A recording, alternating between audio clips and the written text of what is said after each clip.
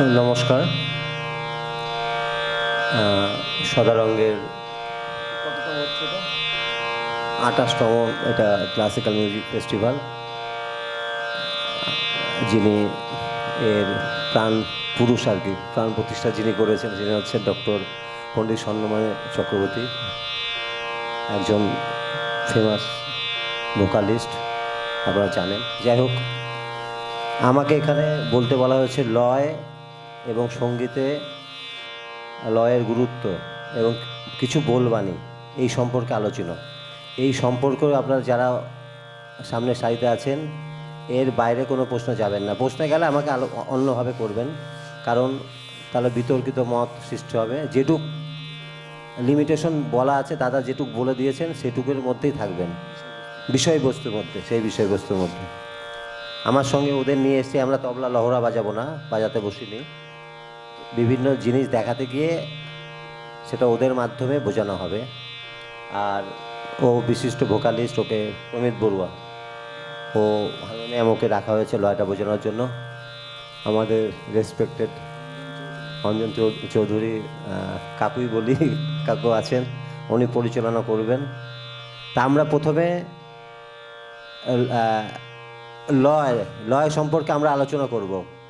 তা আমরা আগে কি করি আগে দেখুন, তারপরে আমরা বিস্তারিতভাবে যাব। কাকু আগে কিছু বলে নিক।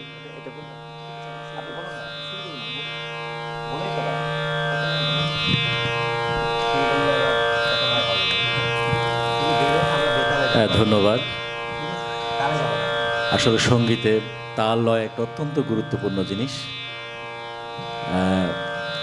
আমার মনে হয় আমার সাথে অনেকে একমত হবেন এই যে যারা প্রথমে সঙ্গীত চর্চা শুরু করেন ছোটকাল থেকে, তাদেরকে প্রথমে তাল লয় সম্পর্কে মনে হয় একটু চর্চা করা দরকার। কণ্ঠসঙ্গীতের চেয়েও আগে তাল লয় যদি চর্চা করে কেউ কণ্ঠসঙ্গীতে যায়, তাহলে সেই ক্ষেত্রে তার সুরের মধ্যে ঢুকতে অনেক সুবিধা হয়। তো আমরা এর মধ্যে আমাদের শ্রদ্ধেয় পণ্ডিত সমীর আচার্য উনি এগুলো বোঝাবেন, এবং ফাঁকে ফাঁকে আমাদের আলোচনা বা আপনাদের যদি কোনো আলোচনা থাকে আমরা করব। আমি ওনাকে অনুরোধ করছি আজকের পর্বের যে কার্যক্রম সেটা শুরু করার জন্য।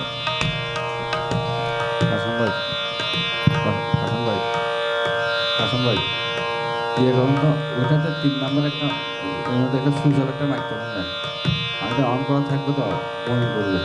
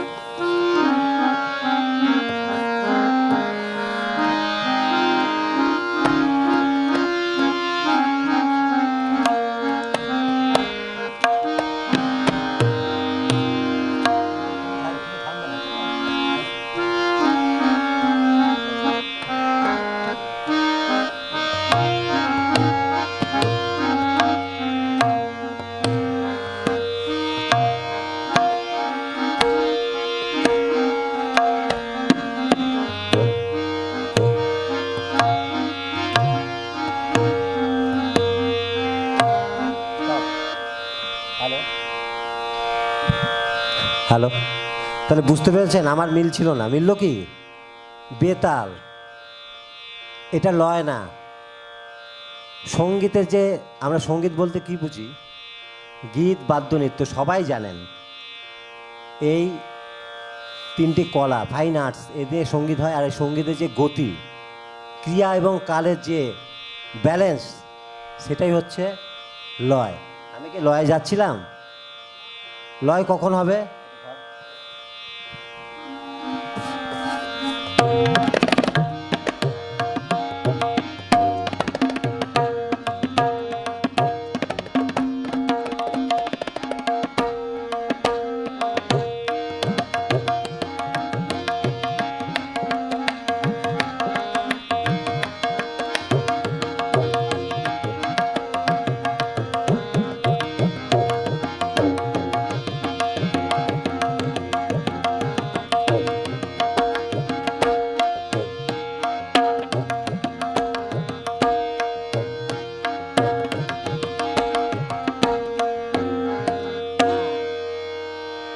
তখন বোঝা গেল না উনি ঠিকঠাক বাজিয়েছে। এতক্ষণ আমি ওটা করে নেমে গেলে বলতেন ও কে এসছে ভুল বাজাচ্ছিল। ঠিক বললাম তো? এটা হচ্ছে লয়। এবার লয় আলোচনা করতে গেলে অনেক কিছু আলোচনা করতে হবে। আমি আলোচনা কম করব, প্র্যাকটিক্যালে বোঝাবো। আপনার কাউকে কিছু বললে আপনি জিজ্ঞেস করতে পারেন আমাকে। আর একটা মাইক্রোফোন ওনাকে দিলে ভালো হয়। নশা ভাই, আমরা এইবার বলি আমাদের যে লয়টা কি, একটা ফ্যানটা ঘুরছে সেটাও একটা রিদিমে।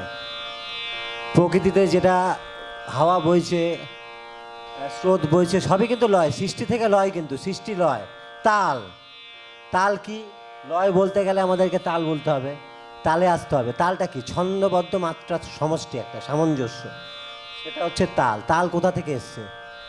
এগুলো সব মাইথোলজিক্যাল ব্যাপার আছে, অনেক কিছু আলোচনার বিষয়। আমি সংক্ষেপে যেটা বলছি, তাল হচ্ছে আমরা হরগৌরীর যে তাণ্ডব এবং লাস্য যে নৃত্য, এই তাণ্ডবের তা থেকে এবং লাস্য লা, এই থেকে তাল, এই তাল এখান থেকে এসছে।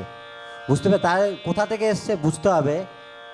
যে যখন থেকে আমাদের সৃষ্টির উষালগ্ন থেকে কিন্তু সব কিছু লয়ে চলছে। লয়ে না চললে জোয়ার ভাটা থেকে শুরু করে সূর্যগ্রহণ, দিন রাত্রি হচ্ছে আহ্নিক গতি, বা প্রত্যেকটাই লয়ে। হ্যাঁ দাদা, একটু যদি আমি বলি যে আমরা যখন ভাষা শিখি তখন আমাদের কতগুলো অক্ষর থাকে, কেমন? বাংলায় আমরা অক্ষর আছে, সংস্কৃতে অক্ষর আছে, ইংরেজিতে 26টা, বা আমাদের 50টা 49টা। এই যে তালের মধ্যে এই ধরনের কোনো আপনার অক্ষর আছে কিনা? হ্যাঁ, সেগুলো একটু যদি বুঝিয়ে বলেন।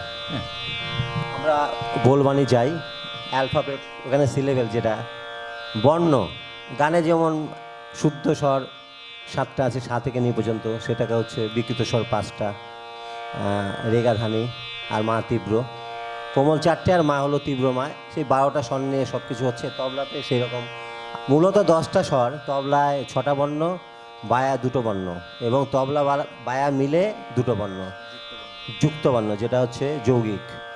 সেটা আমি দেখাবো।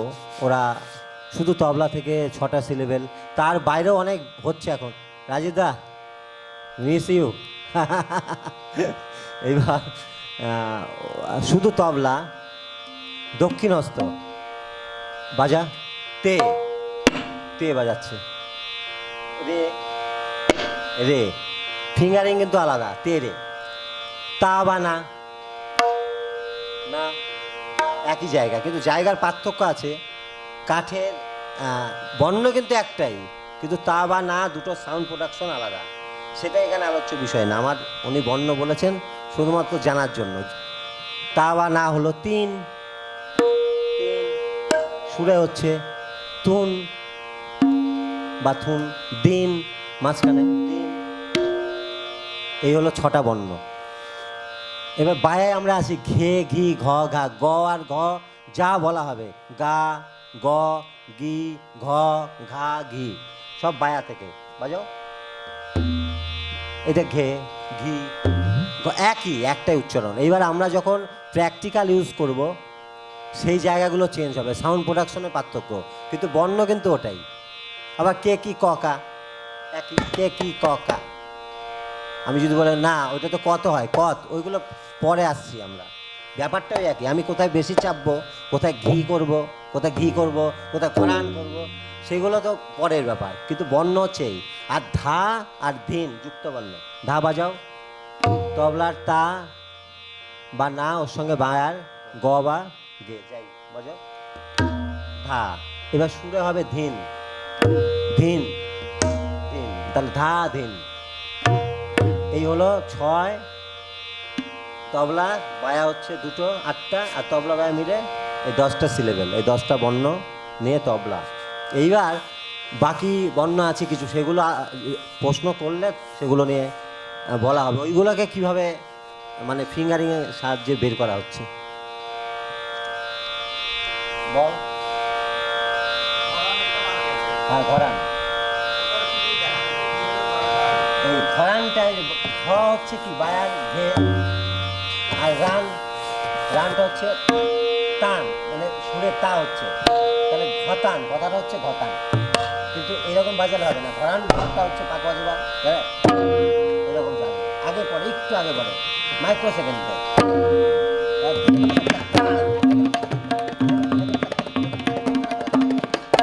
ঘরান আসলে করান আসবে, বিশেষ মোদি কতান বাজা ত্রাণ, আগে পরে আসবে করান, তাহলে কতান আর করান কতান, তাহলে ঘরান কি আর ত্রাণ, তাহলে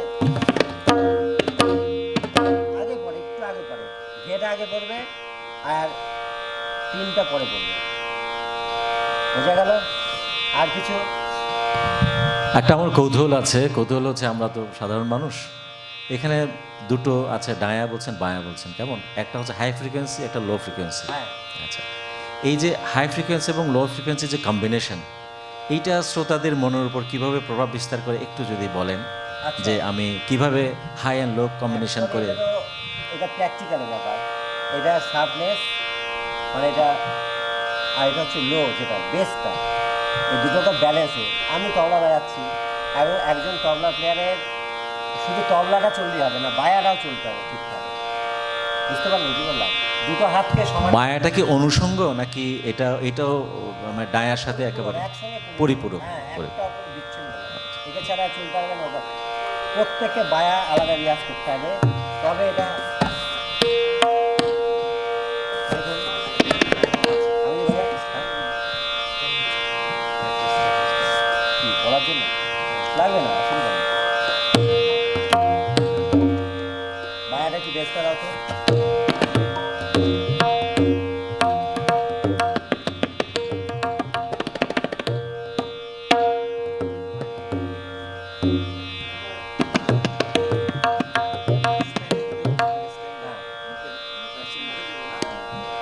ঠিক আছে, আমরা একটা বেনারসের বই দেখুন, বায়া এবং তবলার একটা মেলবন্ধন, মানে একে অপরের পরিপূরক। আমাকে এখন না দিলে হবে, তো ডিস্টার্ব হচ্ছে, থাক না, অসুবিধা নেই, আমি এভাবে বলি, কোনো সমস্যা নেই। হ্যাঁ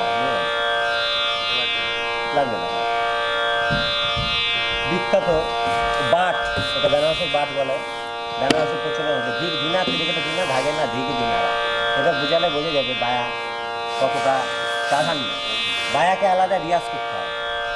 আমরা তবলার উপর বেশি প্রাধান্য দিই, কিন্তু বায়াটা যারা ভালো তবলা প্লেয়ার, আমাদের থেকে যারা মানে নমস্য ব্যক্তি, যারা মেস্ট, বায়াটার উপর খেয়াল করলে বোঝা যাবে যে বায়াটা বেশি প্রাধান্য দেয়। তবলা তো চলেই আসবে, সাধারণত আমাদের ডান হাতেই তো বেশি জোর থাকে। আমরা তো ছোটোবেলা থেকে সেইভাবেই, যে প্রথমে কলম কিন্তু আমরা বাঁ হাতে লিখি না, তাই না? এবার যারা খুব অসুবিধা হয় তারা, তাই না, হারমোনিয়ামটাও বাজাচ্ছে ডান হাতে, বাঁ হাতে কিন্তু আগে নেয়নি, কারণ আমরা সাধারণত এর ওপর এবিলিটি বেশি আছে আমাদের। সুতরাং বায়াটা অটোমেটিক দুর্বল হয়ে যায়। বায়াটাকে রিয়াজ করতে হয় ঢেকের ওপর, টেকের ওপর, একটু কঠিন। এবার আমরা ঢেক দিনাটা চলে যাই, বাজা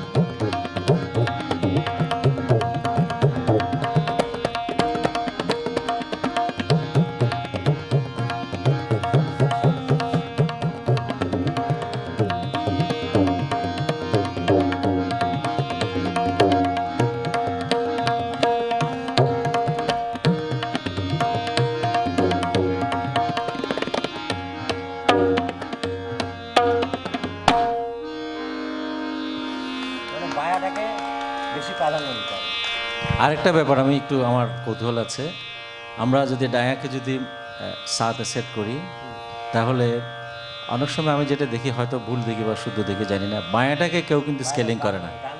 হ্যাঁ, ওইটাকে অনেকে অবহেলা করেন, যার ফলে মানে ওইটা একদম সেট করে নিতে হবে। আরেকটা যেটা জানতে ইচ্ছে করে সেটা হলো, আপনারা অনেক সময় সোলো বাজান, আর আরেকটা হচ্ছে সঙ্গত করেন, কেমন এই দুটোর মধ্যে আপনারা যখন বাজিয়ে হিসাবে সোলো যখন বাজান আর সঙ্গত যখন করেন, আপনাদের বাজানোর স্টাইলে কোনো পরিবর্তন হয় কিনা, এবং সেটা একটু সূক্ষ্ম ব্যাপার, আমি আশা করি দর্শকরা বুঝতে পারবেন যদি একটু বুঝিয়ে দেন। আচ্ছা, হ্যাঁ, এটা একটা খুব ভালো প্রশ্ন এখানে করেছেন। আমাদের যেহেতু আছে, ওই প্রমিত আছে, তার সাথে একটু সঙ্গত করে দেখাবেন এবং সোলো বাজিয়ে হ্যাঁ দেখাবেন। হ্যাঁ, আমি দেখাচ্ছি। ব্যাপারটা কিন্তু খুব স্পর্শকাতর একটা ব্যাপার। আমরা তবলা প্লেই আগে ভাবি ধীরে ধীরে বাজাবো, দিনে কেনে বাজাবো, তিরে কেটে বাজাবো, মানে তবলা প্লেয়ার একটা মশানি থাকে, একটা কিছু আজকে দেখাবো, ফাটাবো, হ্যাঁ, এরকম ব্যাপার থাকে। কিন্তু এটা না, এটা সেন্টিমেন্টের ব্যাপার। বুঝতে হবে কার সঙ্গে বাজাচ্ছি, আমার বিপক্ষে কী আছে, ভোকাল আছে, একটা সফটনেস একটা ব্যাপার আছে, যেটা সেখানে তার সঙ্গে আমি অ্যাকম্পানি যখন করব, আমাকে ওর উপরে উঠলে হবে না, সাউন্ড প্রোডাকশন ভোকালের উপরে যাবে না, গানের মেলোডি বুঝতে হবে, কথাগুলো বুঝতে হবে, সেইভাবে নরমভাবে বাজাতে হবে। আবার ইনস্ট্রুমেন্ট হলে ইনস্ট্রুমেন্ট যেগুলো দেখাবে সেগুলো যে অঙ্গে যাবে, তিস্র যদি হয়, চতুর্থ খণ্ড যেগুলো জাতি আছে সেইভাবে, তখন আমরা সেই অঙ্গ তার পেছন পেছন যাব। আর ষোলো বাজালে আমার হচ্ছে নিজের জায়গা, তখন বাকিরা আমার নিচে থাকবে, আমি তখন যা খুশি করব। বুঝতে পারলেন তো? এই হলো ব্যাপার। যেমন আমি ভোকাল বাজালে, ও ভোকালে একটা করুক, ওকে আমি বুঝিয়ে দিচ্ছি। ও যদি আমাকে জায়গা দেয়, আমি যে বাজানোর অনুমতি দিলে আমি বাজাতে পারবো। আমি ড্রাম করে তুলে দিলাম, ওর গানটা নষ্ট করতে পারি না, বা ইনস্ট্রুমেন্টেও তাই করতে পারবো না। কিন্তু আমি যখন বাজাবো, আমার সুবিধা মতো আমি বাজাচ্ছি। বুঝতে পারলেন তো? এই হলো ব্যাপার। কথা অনুযায়ী, গান অনুযায়ী, তানকারি অনুযায়ী আমি বাজাবো। তুমি গাও একটু, ওকে একটা হারমোনিয়াম এটা দেওয়া হোক, এই ভোকালের জন্য একটা মাইক্রোফোন।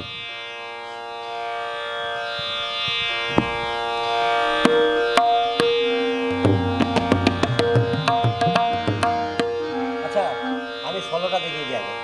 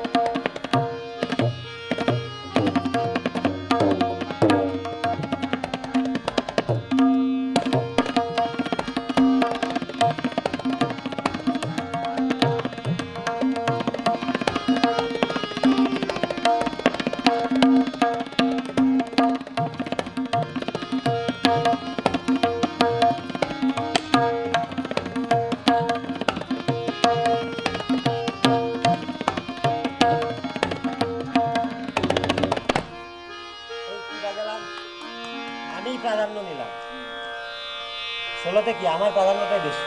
এবার ও যখন ভোকাল গাইবে তাহলে ওর প্রাধান্যটাই বেশি, এবার ওর মেলোডি হয়ে যাবে। চলো গাও একটা।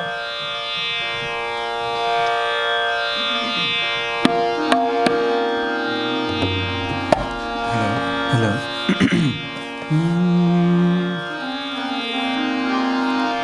जा जा रे आपन मंदिर बा, जा जा रे आपन मंदिर बा, जा जा रे आपन मंदिर बा, सुन पावेगी सा सनन दिया, जा जा रे आपन मंदिर बा, जा जा रे आपन मंदिर बा।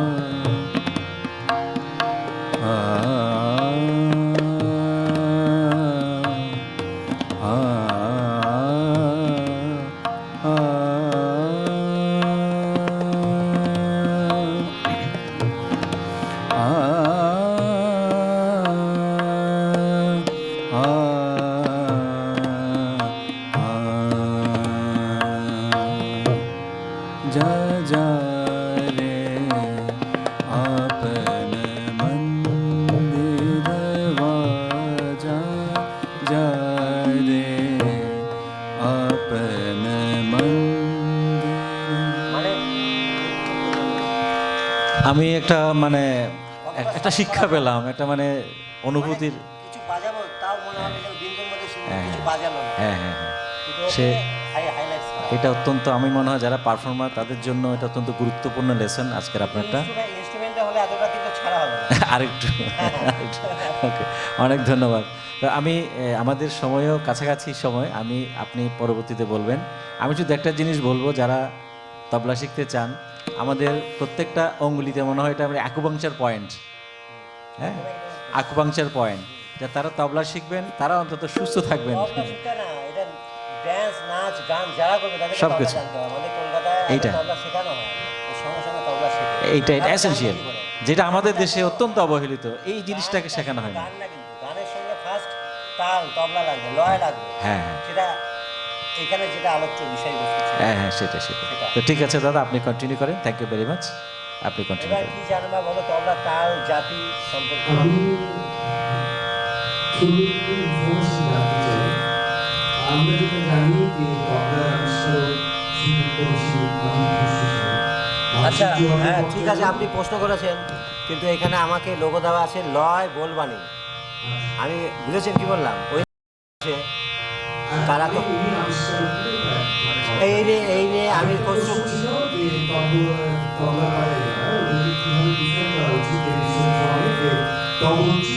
না না না না, আমরা তো অনেক কিছু বলি, ওই তবলছি এইখানে বাজিয়ে দিয়ে আয়, তুই তো বাজাস, আমাদের ওখানে চল আছে এইগুলো। অ্যাকচুয়ালি আমি যদি আমাকেও তবলা প্লেয়ার বলে, আমি বলবো না তবলা প্লেয়ার, তবলা শিখছি এখনো। হ্যাঁ, তবলা আর্টিস্ট বলাই মনে হয় তবলিয়া ভালো কথা। হ্যাঁ, যদি বলা হয় তবলিয়া, তবলা প্লেয়ার সবচেয়ে সুন্দর কথা। ইংরেজিতে বললে তবলা প্লেয়ার সুন্দর বলা যায়, এক মানে একটা বর্ণতে তবলা প্লেয়ার হয়ে গেল। কিন্তু অনেকে তবলচি, সে বাবুচির মতো মনে হচ্ছে, রান্না করতে যাচ্ছে বাড়িতে। তবলাটা কিন্তু অনেক মডিফাই হচ্ছে। আজ থেকে ধরুন 100 বছর বা ওই সময়কার আগে এরকম ছিল, অনেকটা অবহেলিত, নিপীড়িত। এটা কলকাতার যারা তবলা প্লেয়ার যারা আছেন, যারা সেই সময় শ্যামল বসু, পণ্ডিত শ্যামল বসু, শঙ্কর ঘোষ, বা এই তবলাটাকে বেশি হাইলাইটস করেছে বিদেশের মাটিতে বা ইনস্ট্রুমেন্ট ইন্ডিয়ান ক্লাসিক্যাল মিউজিক রবিশঙ্করজি, পণ্ডিত রবিশঙ্করজি। আর তবলাকে মানুষ পাত্তাই দিত না কিন্তু আগে। এখনও নাম লিখলে সেতার প্লেয়ারের নামটা বড় করে থাকবে, তবলা প্লেয়ারের সাইডে ছোটো করে নাম থাকবে, ফটো না দিতে পারলেই বাঁচে। আমার রিসেন্ট একটা বিতর্ক আমি হয়েছিলাম মানে এই নিয়ে, মানে না দিলে মানে হ্যাঁ পাশাপাশি রাখা যায়, কিন্তু এখন তবলাটা কিন্তু খুব একটা অপরিহার্য একটা ব্যাপার, বুঝেছেন? তবলিয়া তবলা শিল্পী বলুক, তবলা বাদক হতে গেলে আমরাও তবলা বাদক না। এখন আমাদের যারা গুরু তারা বলবে না তবলা বাদক বলাটা ঠিক না, তাহলে হাবিবুদ্দিন খাঁ ছিলেন, আমেজান ত্রিপুরা, ওরা বুঝেছেন? মানে এটা হয়ে আসবে আর কি। তবলা আমরা তো শিখছি, হ্যাঁ তবলিয়া বলা যায়, তবলা প্লেয়ার খুব ভালো কথা এটা। কৃষ্ণজাতি, হ্যাঁ বাজাই। এই জাতি সম্পর্কে জানতে হবে, হ্যাঁ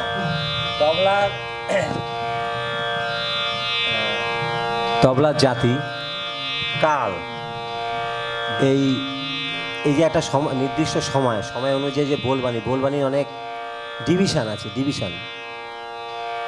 যেমন আমরা সারেগামা যারা করে সা রে গা, এই সা রে গা মা, মানে একটা আগে গুণ শেখানো হয়, একটা বর্ণ এবং একটা বিট। আমি বললাম তেরে কেটে দে, বলছি তে তে তে তে, তাহলে একটা নির্দিষ্ট সময়কাল একটা বিট দিলাম এবং একটা কি বললাম, বর্ণ বললাম। এরকম যারা সারেগামা বলবে সা সা সা, এটা হচ্ছে এক ঠায় লয় বা এক গুণ লয়। দ্বিগুণ লয় হলে কি হবে, সা ওপরে রে, সা রে, সা রে, তে রে, তে রে, বিট একটা, কিন্তু বর্ণ কটা বলছি সবাই জানেন, তিনটে বললে একে দুয়ে তিনে, সা রে গা, সা রে গা, তে রে কে, তে রে কে, ধা দি না। চার বললে 1 2 3 4, 1 2 3 4, সা রে গা, এই আছে তেরে কেটে, তেরে কেটে, তেরে কেটে। তো এই অনুযায়ী আমরা 2 গুণ 3 গুণ 4 গুণ 8 কোয়ার বিয়ার লয় অনেক আছে, কিন্তু জাতি সম্পর্কে আলোচনা করছি। জাতি 5টা। হ্যাঁ, এবার কি আছে, ও দাদা ভালো প্রশ্ন করেছে। দেখুন কি যাচ্ছে, 5 গুণ হয়ে গেলে কি যাচ্ছে, 1 1, 4 গুণ 1 2 3 4, 1 2 3 4, 1 2 3 4 5, 1 2 3 4 5, ধি না ধি দি না, ধি না ধি দি না। 6 গুণ গেলে ধা দি না না তি না, ধা দি না না তি না, 1 2 3 4 5 6, 1 2 3 4 5 6, 1 2 3 4 5 6। 7 গেলে কি হয়, ধাতেরটে থাক দিনে, ধাতেরটে থাক দিনে, তিতি না দি না দি না, 1 2 3 4 5 6 7, 1 2 3 4 5 6। ঠিক আছে, আর 8 তো সোজা 4 গুণ 1 2 3 4 5 6 7 8, 1 2 3 4 5 6 7 8, 1 2 3 4। বুঝতে পেরে কম্পোজিশন করে দিচ্ছি। এইবার আমি বাজাচ্ছি। হ্যাঁ, আপনি যেটা বললেন 5, 4-এর মধ্যে 5, 1-এর মধ্যে আমি ধা দেন দেন না, দা দেন দেন না না, এটা খণ্ড জাতি। আমি জাতি আলোচনা করছি, ও তিস্র বললো দেখে পরপর চলে যাব। তিস্র, চতুস্র, 3 3 যাবে, 4 4 যাবে, 5 5 করে যাচ্ছে, 7 7 আর 9 9, সংকীর্ণ জাতি 9 9। আমি তিস্রটা আলোচনা করি, তারপর আপনার খণ্ড 5 5 গেলে খণ্ড জাতি হয়ে যাবে। তিস্র যাচ্ছি, তিস্র জাতি একটা কায়দা বাজাচ্ছি।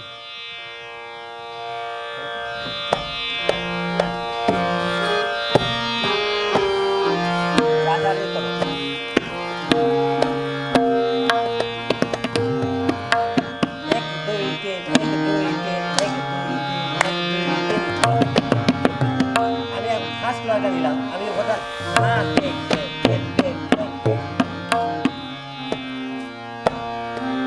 দেখুন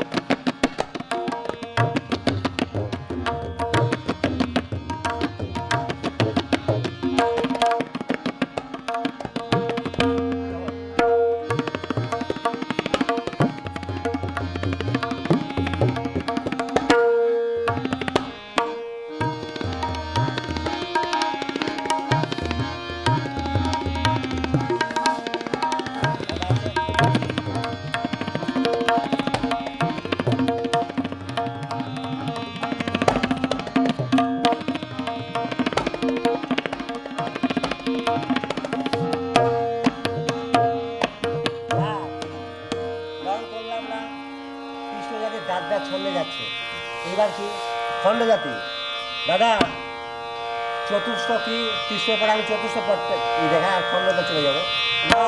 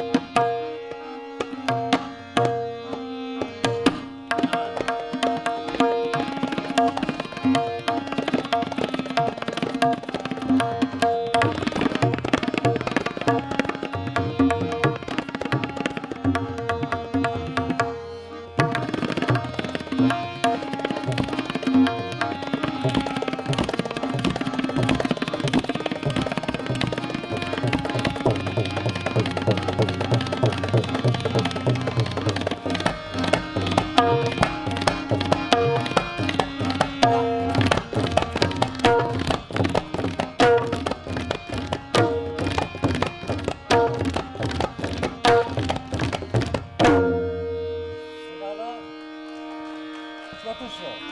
এবার রাজীব ভাই একটা প্রশ্ন করেছে খণ্ড জাতি। খণ্ড জাতি হচ্ছে তিতালের মধ্যে ঝাপতালের অঙ্গ চলবে 5 করে দা দিন।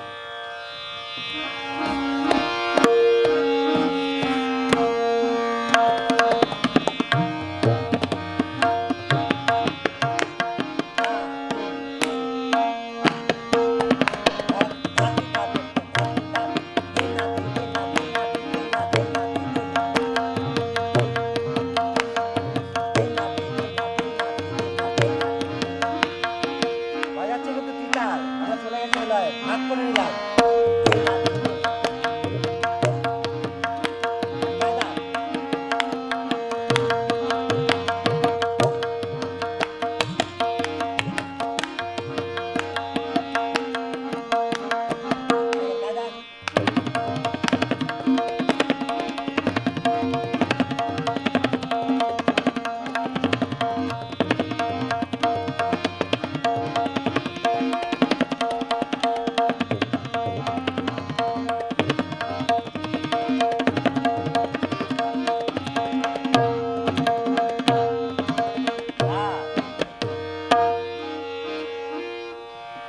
ঠিক আছে দাদা। হ্যাঁ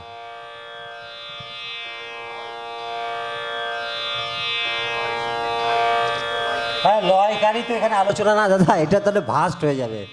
হ্যাঁ হ্যাঁ আমাদের যিনি দেখছেন ওখান থেকে, হ্যাঁ উই আর ডিরেক্টেড বাই হিম।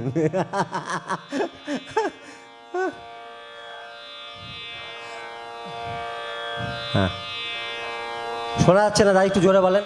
দাদা সামনে চলে আসেন। এদিকে জল আছে, জল হবে একটু? হ্যাঁ একটু পানি লাগবে, একটু পানি আছে বোতল দেখুন। হ্যাঁ হ্যাঁ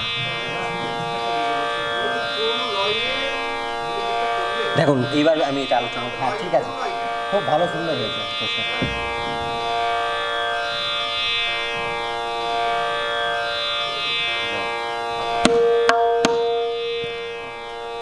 দেখুন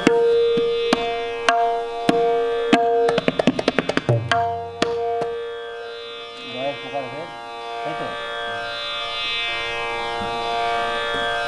আচ্ছা ঠিক আছে ঠিক আছে, অসুবিধা নেই। রাজীবদা বিলম্বিত এইবার কিভাবে আমরা নেব এটা একটা বুঝা, যে গাইবে বুঝতে পারলে এর কোনো পারফেক্ট বিলম্বিত লয়, এটা যেটা পারফেক্ট বিলম্বিত আপনি কত করতে পারেন। আমি এখানে একটা এখানে পা দিলাম আর অন্তর্ক্রিয়ার মোড়ে গেলে অত সেকেন্ড পরে আর একটা আমি ঠেকা দিতেই পারি, কিন্তু ওটা তো শ্রুতি গোচর হবে না, শ্রুতি মধুর হবে না, বুঝতে পারলেন? এটা এবার sound-টা- আমি বলছি মাইক্রোফোন সামনে। আর অভিজ্ঞতা হচ্ছে কি, বিলম্বিত লয়টা সাধারণত যেটা হয় 2 সেকেন্ড নিয়ে একটা একটা বিদ্যা, বুঝতে পারলেন? এবার সেটা আপনি অতি বিলম্বিত কেউ করে, অনেক আমি দেখেছি, অনেক আমাদের যিনি উল্লাস কুশলকার জি আছেন বা আরও যারা এই আমাদের ওনা অনেকটা অতি বিলম্বিত করে, 4 সেকেন্ডে একটা করে বিলম্বিত। অ্যাকচুয়ালি কি বিলম্বিতটা তো আমরা বলি বিলম্বিত খেয়াল করছে কত 48 মাত্রা, হ্যাঁ, কিন্তু মাত্রা তো 48 হয় না, মাত্রা তো 12টাই থাকে। একতাল দিন দিন দাগে তেরিকেটে থুন্না, এই 12টা বিট, তাই না? কিন্তু 12টাকে যে গাইবে গায়নশৈলী সুবিধার্থে কেউ 24 মানের করে বা ছকে করে নেয়, আর কেউ 48 মানের করে নেয়। মান ওটাকে আমরা ছক বলি বা মান বলা হয়। এবার ধিন কি বলা হয়?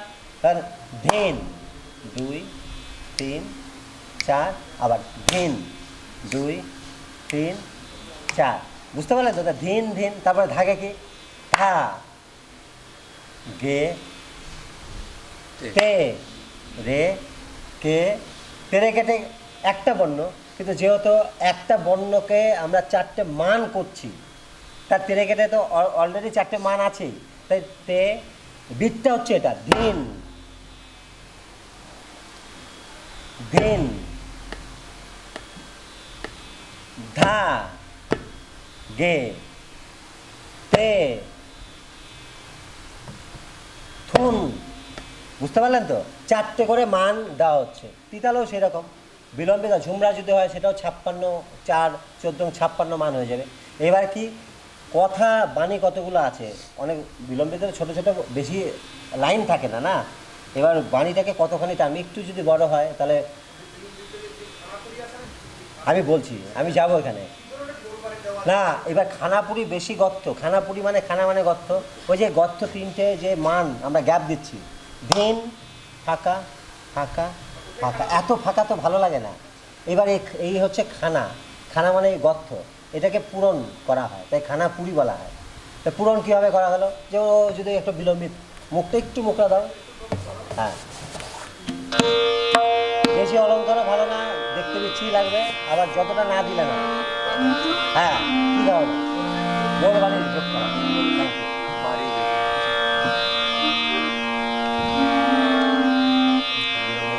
মুখটা দাও,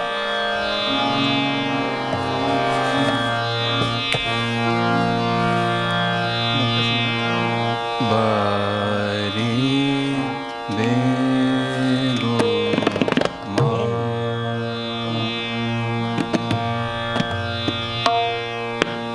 তৃতীয় দিন মাত্রা বোঝানোর জন্য 3 নাম্বার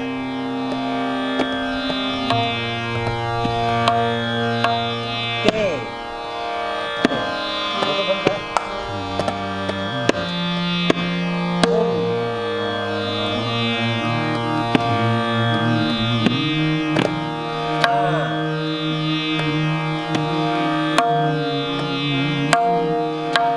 সাত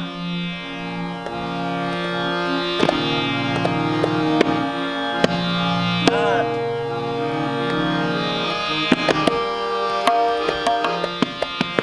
নয়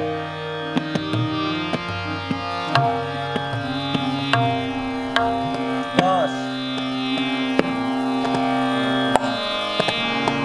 ওটা গায়কের ফিনিশিং পয়েন্ট 11,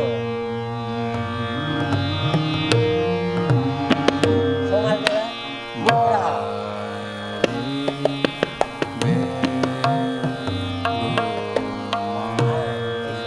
বুঝতে পারলেন তো? মানে ঠেকা খানা পূরণ করা মানে অনেকে করে, আমরা যেমন দিন দিন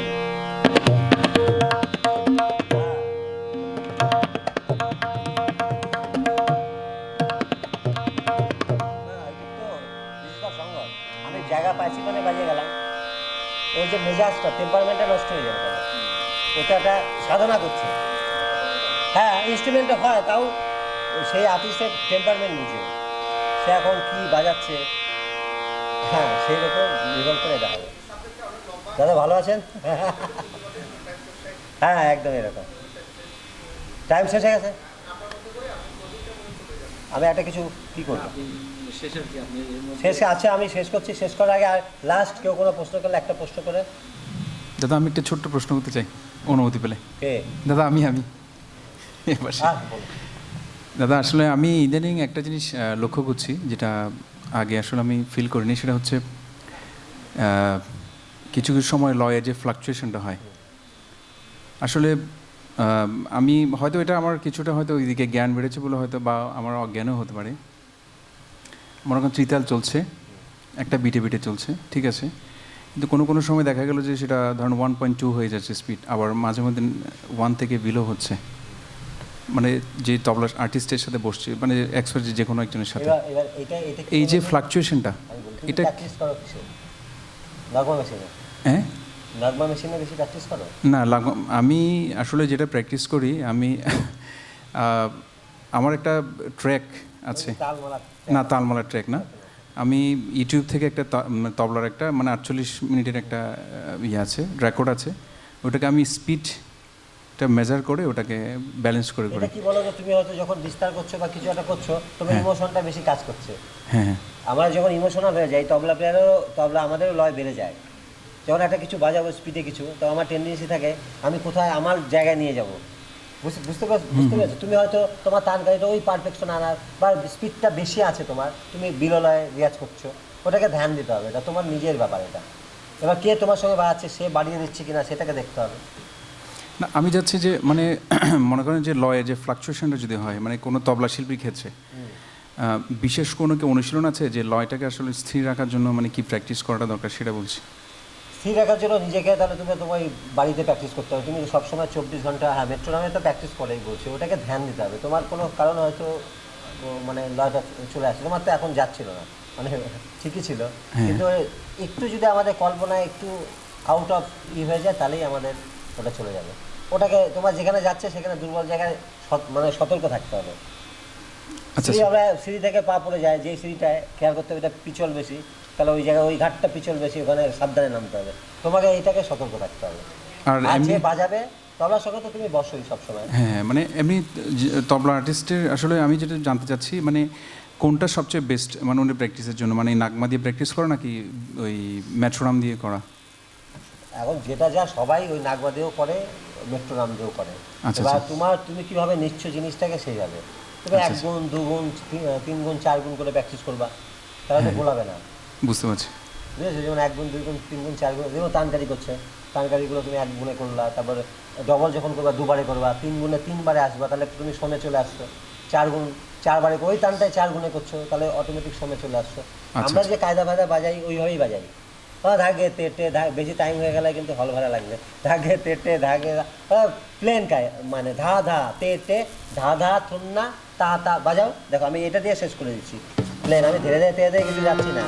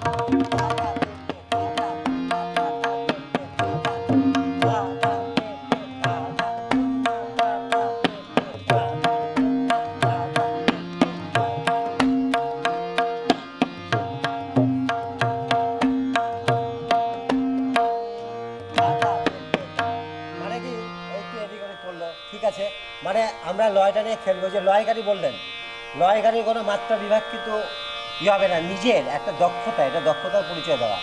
যেমন আমি 1.5 গুণ করলাম, 1.5 গুণ করছি, বুঝতে পারলেন তো কী বললাম, বা আবার 30 করলাম, 3 ওই একটা জিনিস করলাম, দিয়ে 4 গুণে গেলাম, দিয়ে আবার ফিরে আসলাম। এইভাবে কায়দাকে টানকারও এইভাবে প্র্যাকটিস করা, যেটা বলা হলো সে এই মানে একদম সেম প্রসেসে একটা কিছু চলা চলে। তোমাদের মেট্রোরাম চলে, মেট্রোরাম বা যদি নগমা চলে সেরকম চলবে, এইভাবে চালাতে হবে। তাহলে আমরা What is the appropriate age to start learning rhythm or tabla? না, এখন তো 3 বছরের, এখন শোনো, এখন সব বাচ্চারা আপডেটেড, কার বাইরে তৈরি, বুঝতে পেরেছো? এখন 3 বছরের 4 বছরের বাচ্চারা বাজাচ্ছে, ইউটিউবে দেখা যাচ্ছে। শোনো, এখন আর এজের কোনো লিমিটেড নেই। এবার 4 বছর ঠিক আছে, 4 বছর যারা বুঝে তীরে বাজাও, 2 আঙুল 1 করো, বাচ্চারা কতটা বিকশিত হয়েছে সেটার উপর নির্ভর করবে। 3 বছরের বাচ্চারাও বাজাচ্ছে, 4 বছরও বাজাচ্ছে, তো 4 বছর ঠিক আছে একদম। আর কিছু শেষ বলো। শেষ প্রশ্ন, একজন তবলিয়াকে যদি প্র্যাকটিস করতে হয় রেওয়াজ, এইখানে কিন্তু ওই আলোচনা নেই, তুমি আমার কাছে শেখো, বাড়িতে জিজ্ঞেস করবে। এখানে হল চলে কয়েক যাচ্ছে, ঘন্টা রেওয়াজ করলে মোটামুটি একটা 3 ঘন্টা মিনিমাম রিয়াজ করতে হবে। 3 ঘন্টা রিয়াজটা সুস্থভাবে করতে হবে, ট্র্যাক অনুযায়ী। আমার ঘড়ি চলে গেল, আমি দেখবো না, আমার পেছনে খেলা আছে, মোবাইল ও দাঁড়িয়ে থাকবে, এরকম করলে হবে না। মানে তুমি 1 ঘন্টা 2 ঘন্টা করো, ডেলি করবে। মানে 3 দিন পরে আমরা কি করি, একদিন 5 ঘন্টা বাজিয়ে দিলাম, 3 দিন গ্যাপ, আর আজকে সময় নেই, তা না। তুমি 2 ঘন্টা করে প্র্যাকটিস করো, এভরিডে করো, কিন্তু ওটা কিন্তু ওইখানে মন দিয়ে সঠিক রিয়াজ করতে হবে। বুঝতে পেরেছি কী বললাম? সঠিক ওজন দিয়ে সঠিকভাবে রিয়াজ করতে হবে। ওই পারফেক্ট করলে, এখন তো মানুষ সব পড়াশোনার চাপে, বইয়ের চাপে, আমরা তো বলতে পারি না পড়াশোনা করো না, আগে মিউজিশিয়ান হও। বুঝতে পেরেছো কী বললাম? আর বাবা মারা প্রথমেই চাইবে আমার ছেলে ডাক্তার হবে, ইঞ্জিনিয়ারিং হবে, তারপরে আসে, তারপর তার ভালো লাগা থেকে, তারপর সে ভালোবাসে, অ্যাডিক্টেড হয়, গান বাজনা অ্যাডিক্টেড হয়, তারপর সে একটা লাইনে আসে। এবার আমি প্রথমেই যদি বলি আপনার ছেলেকে আমাকে দিয়ে দেন, আমি তৈরি করে দেবো, হ্যাঁ, আমি পড়াশোনা করতে হবে না, তাহলে কিন্তু এটা করবে না। ঠিক আছে, আমরা শেষ করে দিচ্ছি। Thank you. ঠিক আছে, আমাদের ৮বিংশতিতম জাতীয় উচ্চাঙ্গ সঙ্গীত সম্মেলন 2025-এর আজকের প্রভাতী অধিবেশন এখানেই শেষ। আমি অসংখ্য ধন্যবাদ জানাচ্ছি আমাদের পণ্ডিত, আমাদের আজকে সমীর আচার্য মহোদয়কে। পণ্ডিত বলেন না, প্লেন বলেন। আপনি এতক্ষণ এই বললেন নাকি? সমীর, গান হচ্ছে, আমি এসব গালা- অনেক ধন্যবাদ। তার সাথে যারা সঙ্গত করেছেন তাদেরকে ধন্যবাদ, যারা উপস্থিত আছেন সবাইকে ধন্যবাদ জানাচ্ছি। আর বিকেলের অধিবেশনে আপনাদের সাদর আমন্ত্রণ জানাচ্ছি।